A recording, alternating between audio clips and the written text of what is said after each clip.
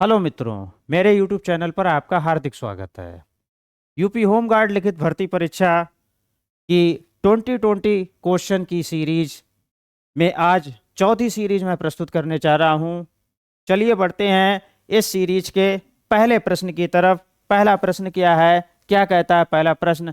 अयोध्या शहर किस नदी के किनारे स्थित है? तो अयोध्या शहर जो स्थित है वो सरयू नदी के किनारे स्थित है। कहाँ पर स्थित है मित्रों?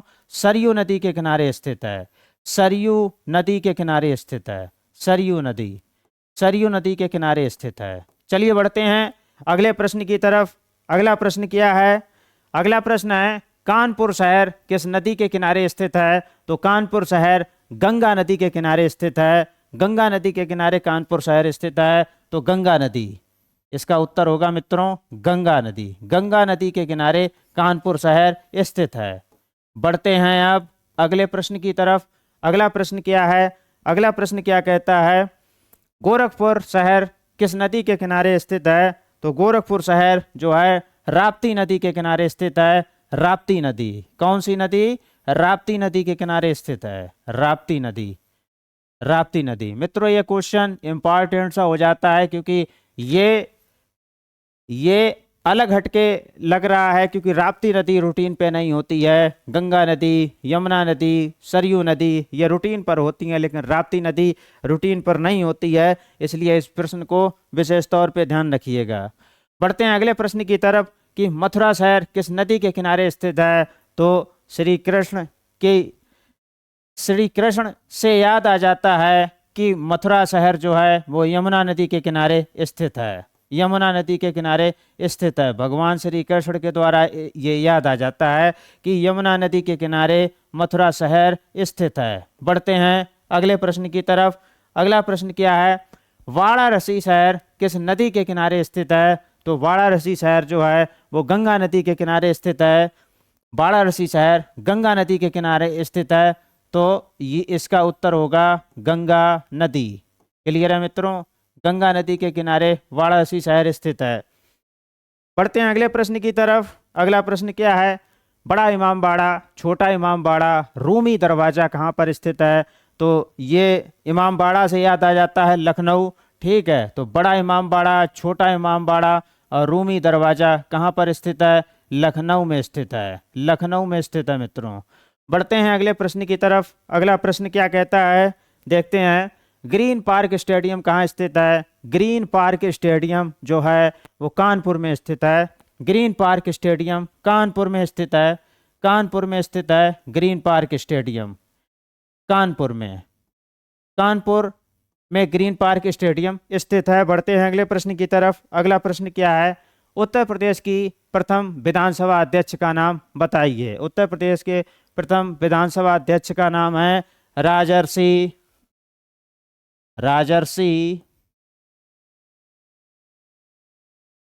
बड़ा नाम है पुरुषोत्तम, पुरुषोत्तम, राजर्षि पुरुषोत्तम दास टंडन, दास टंडन ये नाम है इनका। बड़ा नाम है तो याद रखिएगा कि जो ऑप्शन में आपको बड़ा नाम दिखाई दे, इनके नाम के बराबर शायद ही कोई नाम दिखाई देगा, ठीक है, तो आपको याद आ जाएगा राजर्षि। क्लियर है इतना? राजर्षि पुरुषोत्तम दास टंडन। बढ़ते हैं अगले प्रश्न की तरफ। उत्तर प्रदेश की विधानसभा का गठन कब हुआ था? उत्तर प्रदेश की विधानसभा का गठन 8 मार्च कब हुआ था? 8 मार्च 1952 को। 8 मार्च 1952 को हुआ था। क्लियर है मित्रों? बढ़ते हैं अगले प्रश्न की तरफ। अगला प्रश्न क्या है? अगला प्रश्न है उत्तर प्रदेश की प्रथम महिला मुख्यमंत्री का नाम। तो प्रथम महिला मुख्यमंत्री का नाम सुचेता कृपलानी। क्या नाम था? सुचेता कृपलानी, सुचेता कृपलानी, सुचेता कृपलानी। ठीक है, सुचेता कृपलानी, कृपलानी ये पहली महिला मुख्यमंत्री उत्तर प्रदेश की थी। बढ़ते हैं अगले प्रश्न की तरफ। भारत के प्रधानमंत्री श्री नरेंद्र मोदी उत्तर प्रदेश के किस संसदीय क्षेत्र से सांसद हैं? तो इसका उत्तर होगा वाराणसी। क्या होगा? वाराणसी। वाराणसी। इसका उत्तर होगा मित्रों वाराणसी। बढ़ते हैं अगले प्रश्न की तरफ। अगला प्रश्न क्या होगा? अगला प्रश्न है जनसंख्या की दृष्टि से भारत का सबसे बड़ा राज्य कौन सा है? तो जनसंख्या की दृष्टि से भारत का सबसे बड़ा राज्य उत्तर प्रदेश है। उत्तर प्रदेश की जनसंख्या सबसे ज़्यादा है। उत्तर प्रदेश की जनसंख्या सबसे अधिक है। तो जनसंख्या की दृष्टि से सबसे बड़ा प्रदेश उत्तर प्रदेश है। बढ़ते हैं अगले प्रश्न की तरफ। अगला प्रश्न क्या है?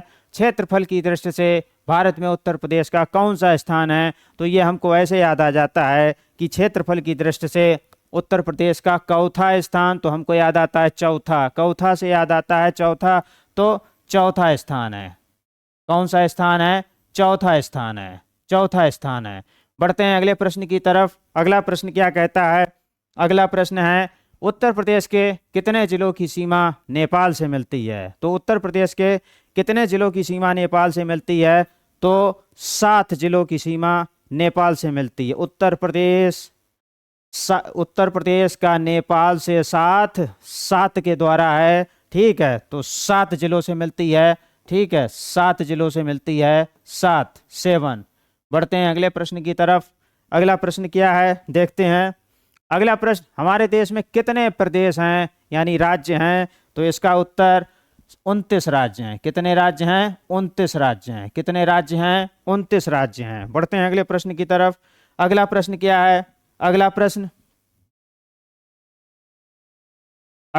है अगला प्रश्न, हमारे देश में कितने केंद्र शासित प्रदेश हैं? तो हमारे देश में केंद्र शासित प्रदेश हैं 8। कितने हैं? 8। ये कैसे याद आता है? ये 8 ये केंद्र में ही, जैसे ये केंद्र लिखते हैं ना, केंद्र ऐसे करके लिखते हैं, ऐसे करके। ये देखो 8 सा बना है। ये का ऐसा, ये 8 ही लगता है। ठीक है, तो इससे याद रहेगा आप लोगों को मित्रों। ठीक है, 8 केंद्र शासित प्रदेश हैं। बढ़ते हैं अगले प्रश्न की तरफ। अगला प्रश्न है कि क्षेत्रफल की दृष्टि से भारत का सबसे बड़े राज्य का नाम बताइए। तो भाई क्षेत्रफल की दृष्टि से भारत का सबसे बड़ा राज्य है राजस्थान। और क्षेत्रफल की दृष्टि से अपने यूपी का चौथा स्थान है। तो मित्रों चौथा स्थान है। चौथा, और सबसे बड़ा है वो राजस्थान। बढ़ते हैं अगले प्रश्न की तरफ। क्षेत्रफल की दृष्टि से भारत के सबसे छोटे राज्य का नाम बताइए। तो क्षेत्रफल की दृष्टि से भारत का सबसे छोटा राज्य है गोवा। कौन सा है? गोवा। ठीक है, गोवा। क्षेत्रफल की दृष्टि से गोवा सबसे छोटा है। ठीक है, नाम में भी छोटा है। बढ़ते हैं अगले प्रश्न की तरफ। अगला प्रश्न है जनसंख्या की दृष्टि से भारत के सबसे बड़े राज्य का नाम बताइए। तो ये प्रश्न का उत्तर होगा, इस प्रश्न का उत्तर प्रदेश। अपना प्रदेश यानी उत्तर प्रदेश जनसंख्या की दृष्टि से भारत में सबसे बड़ा राज्य है। ठीक है, और क्षेत्रफल की दृष्टि से चौथा है। बढ़ते हैं अगले प्रश्न की तरफ। अगला और अंतिम प्रश्न है जनसंख्या की दृष्टि से भारत के सबसे छोटे राज्य का नाम बताइए। तो जनसंख्या की दृष्टि से सबसे छोटा राज्य है सिक्किम। कौन सा है? सिक्किम। ठीक है, सिक्किम है। ठीक है, सिक्किम कहा जाता है।